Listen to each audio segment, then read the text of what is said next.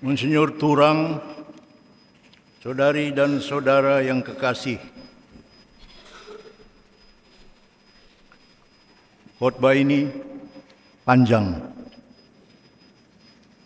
karena sekali seumur hidup 9 halaman buku tulis.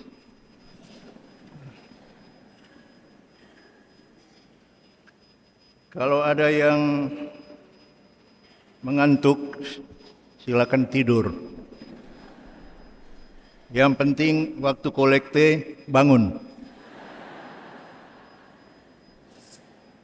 Kalau ada yang bosan, silakan keluar. Yang penting waktu kolekte masuk lagi.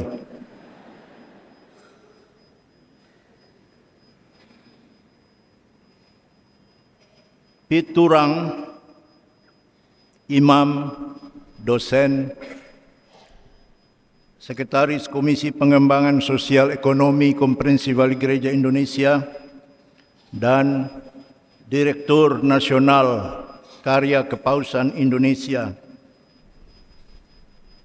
Uskup Agung Koadjutor, kemudian menjadi Uskup Agung Kupang, adalah pribadi yang saya kenal lebih dari 40 tahun.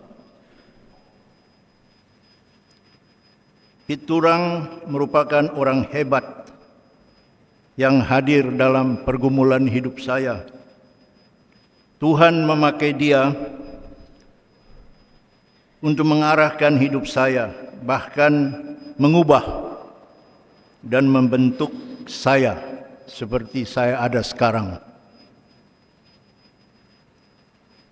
Betapa luar biasanya Piturang, sehingga saya perlu terbang dari planet lain untuk menghormati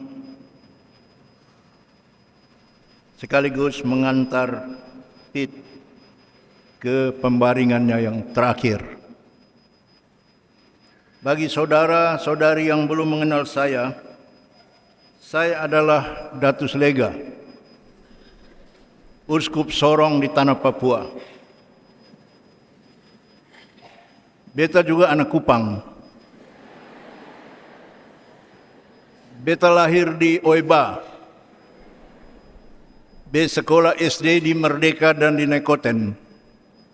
Lumayan, sampai kelas 6. Tidak tamat.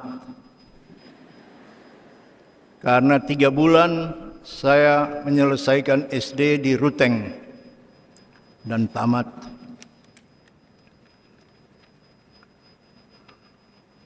Ketika selesai belajar di luar negeri,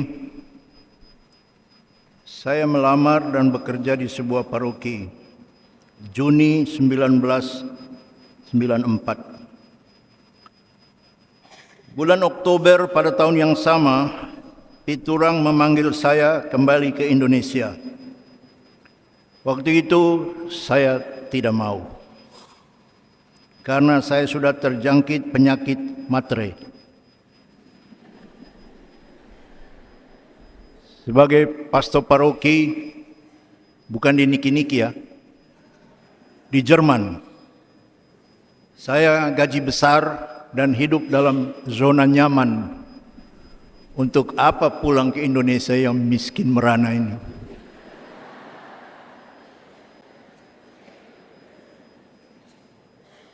Tapi Piturang berhasil mempengaruhi Bapak Uskup saya, Monsinyur Edward Sangsun SVD, yang menulis sebuah surat, mengirimkannya melalui fax, yang menghina saya. Antara lain, tidak persis tapi isinya tulis Uskup Sangsun baru sekolah sedikit saja sudah sombong.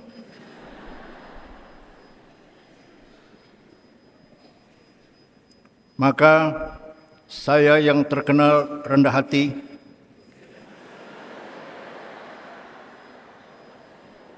pulang pada November 1994 dan mengikuti sidang tahunan KWI yang terhormat itu.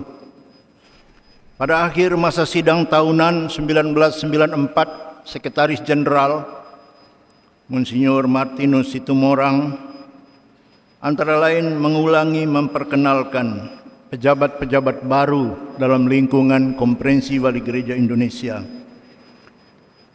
Sekretaris Komisi PSE KWI Romo Hilarion Datus Lega diturang kasih kode dengan main mata supaya saya berdiri. Saya tidak mau.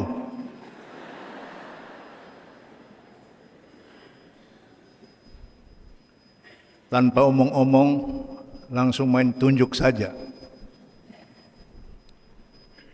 Begitulah bapak-bapak dan ibu-ibu, saudara dan saudari, Bapak Uskup dan rekan-rekan imam. Menurut refleksi saya, tanpa piturang, tidak mungkin saya masuk dalam Konferensi Wali Gereja Indonesia. Sekali lagi, kalau bukan karena Tuhan memakai piturang, rasanya mustahil saya berada di lingkungan Konferensi Wali Gereja Indonesia hampir 10 tahun sebagai pastor dan hampir 22 tahun sebagai uskup. Karena itu, selalu saya memberi kesaksian piturang adalah mentor ulung, guru yang handal, rekan kerja yang tiada duanya, dan sahabat sejati.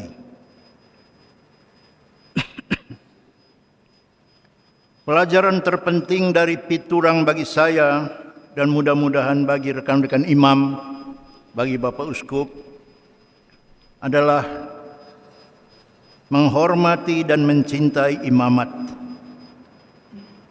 Kami ini, kita ini, para imam, uskup, bukan siapa-siapa dan bukan apa-apa kalau bukan imam. Kita mendapat anugerah istimewa, gratis, tanpa jasa-jasa kita, oleh karena belas kasihan Tuhan. Imamat itulah, menurut Pastor Piturang, yang memanggil Anda, terutama agar Anda hormat dan mencintai imamat. Imamat itulah, dalam kata-kata dia, yang menjadikan Anda orang.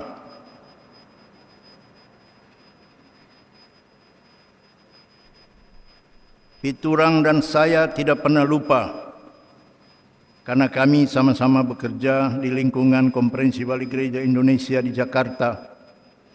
Tadi saya mengatakan saya hampir 10 tahun, beliau lebih lama dari saya, 14 tahun. Sebagaimana Anda, kami juga menyadari, kami tinggal di Jakarta, sebuah kota metropolitan. Saya sebut satu contoh ini saja, tantangan untuk imam menghayati imamatnya. Jakarta adalah kota metropolitan dengan 1000 janji, dengan 1.000.000 impian. Tapi kota itu juga adalah kota dengan serba-serbi godaan. Piturang muda, Anda mungkin belum menyaksikannya, adalah manusia yang paling ganteng di seluruh ibu kota Jakarta.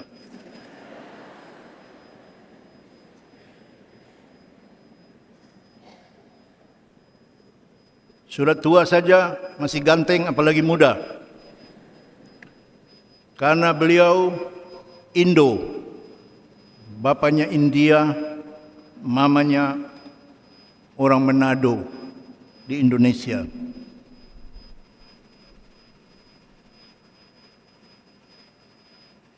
Tapi bapak-bapak dan ibu-ibu, saudara dan saudari sekalian, kalau piturang itu ganteng 1, saya ganteng 2.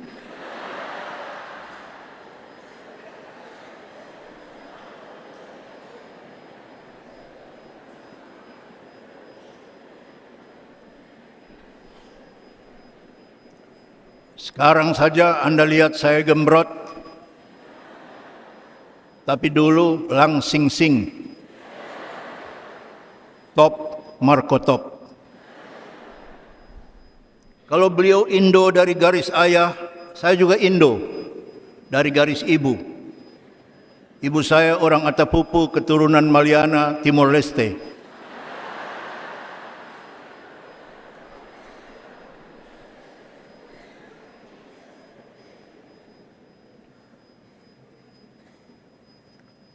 Sekali lagi, bapak-bapak dan ibu-ibu, saudari dan saudara, Pit selalu mengingatkan, kita ini imam, selalu. Kita ini ibarat kata-kata orang Latin, nomen est omen, atau orang Prancis, noblesse oblige. Imam harus hidup dan menghayati imamatnya sesuai dengan namanya, imam. Bukan hanya menghayati secara biasa, tapi mencintainya dengan luar biasa. Sehingga salah satu versi Piturang yang amat mengesankan adalah mencintai imamat dalam bentuk bersekutu dengan para imam dalam organisasi yang disebut Unio. Beliau salah satu yang mendirikan dan membesarkan Unio Indonesia bersama dengan Bapak Uskup Bandung waktu itu, kemudian Monsinyur Alexander Joyo, Bapak Uskup Ketapang, kemudian Monsinyur Blasius Pujorharjo, dan Monsinyur Valentinus Kartosiswoyo. Salah satu semboyan animatif dari KKI, Karya Kepausan Indonesia, yang dimodifikasi oleh Piturang. Di KKI disebut Children Helping Children. Oleh Piturang dimodifikasi menjadi Priest Helping Priest. Ini amat signifikan, amat membesarkan hati, meneguhkan, dan sekaligus menurunkan legasi yang bertahun-tahun untuk hidup saling membantu dan saling memperkaya. Mungkin terlalu panjang bila saya menyebut aneka jasa dan pengabdian Piturang bagi organisasi yang namanya Unio, pergumulan imam-imam diosesan di keuskupan-keuskupan dan di seluruh Indonesia. Bapak-bapak dan ibu-ibu, saudari dan saudara sekalian yang kekasih, bagi saya mudah rata-rata untuk belajar dari Piturang karena chemistry kami hampir sama. Body chemistry juga samalah. Sama-sama ganteng kan?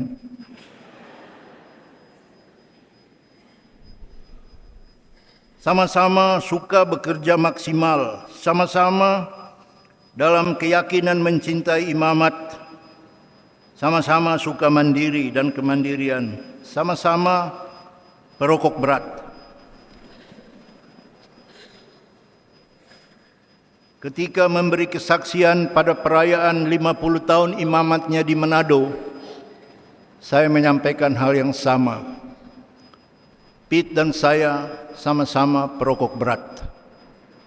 Sama-sama juga sudah berhenti merokok. Saya sudah 11 tahun berhenti merokok. Piturang waktu itu 11 hari.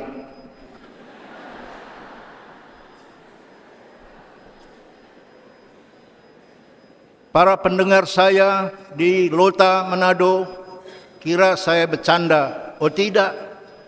Saya hitung, beliau berhenti merokok dari tanggal 8 Desember. 8, 9, 10, 11, 12, 13, 14, 15, 16, 17, 18. 50 tahun imamat. 11 hari kan? Baru romo-romo yang dengar tuh, oh Kirain bercanda. Khotbah baru bercanda kah? Seriuslah.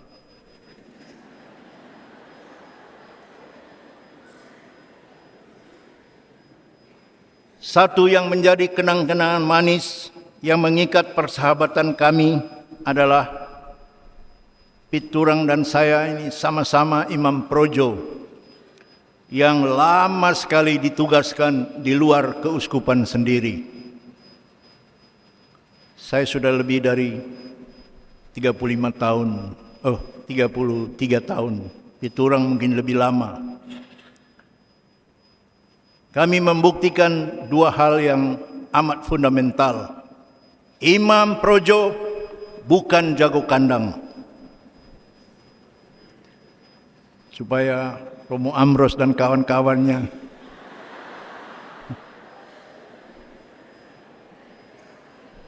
yang kamu sombong di Kupang ini,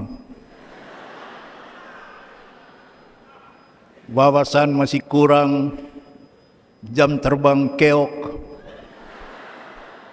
hanya mengaku-mengaku saja. Kedua, bapak-bapak dan ibu-ibu sekalian, imam projo adalah imam gereja Katolik universal, imam misioner global. Kita bukan terputar-terputar saja di Oeleta,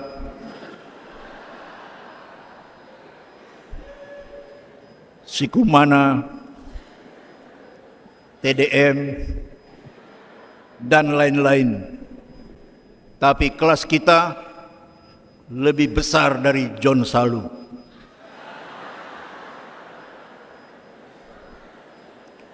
Itu hanya mengaku misionari Sang Sabda, tapi tidak pernah baca firman.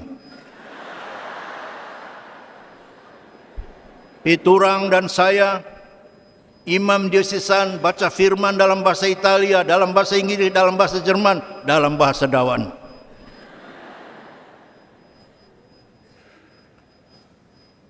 Masih banyak keunikan dan keunggulan dan kehebatan Piturang yang sudah dan pada hemat saya akan tetap menjadi bahan pembelajaran, tapi akan berkepanjangan. Izinkan saya menyampaikan satu dua lagi. Piturang juga mengajarkan kepada saya bagaimana mengelola perbedaan pendapat. Uskup-uskup di lingkungan Konferensi Wali Gereja Indonesia menjadi saksi betapa banyak kali Piturang dan saya berbeda pendapat, beradu argumentasi dalam sesi-sesi rapat tahunan. Dalam bahasa Papua, kami dua ini suka baku melawan. Tapi sebenarnya berbeda pendapat untuk membuktikan satu hal yang amat hakiki. Seperti saya, Piturang juga bukanlah kebenaran mutlak. Kita sama-sama mencari kebenaran dengan bergumul dalam percaturan pemikiran untuk menghasilkan yang terbaik yang bisa kita hayati dan lakukan bersama-sama.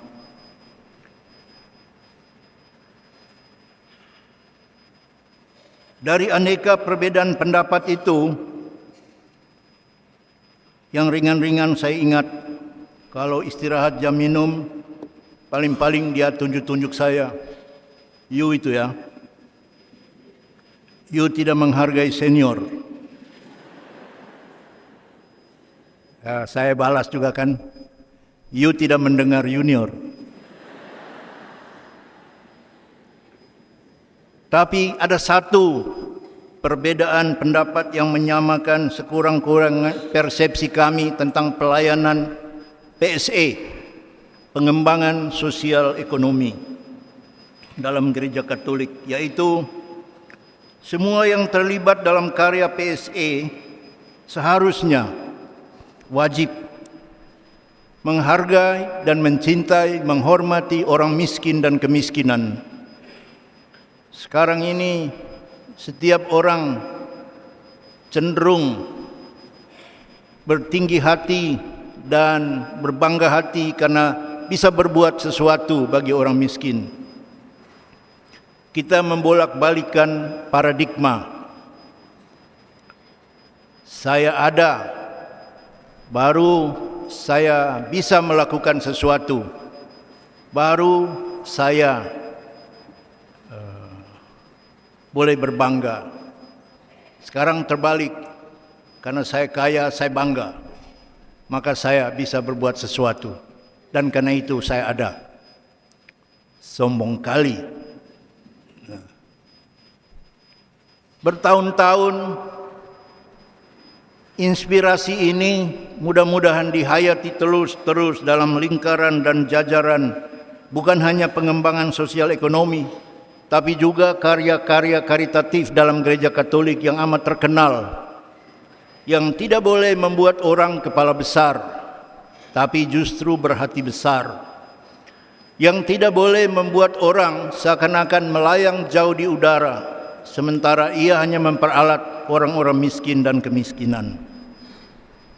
Saya tidak akan pernah lupa kata-kata maupun apalagi penghayatan Piturang mengenai itu.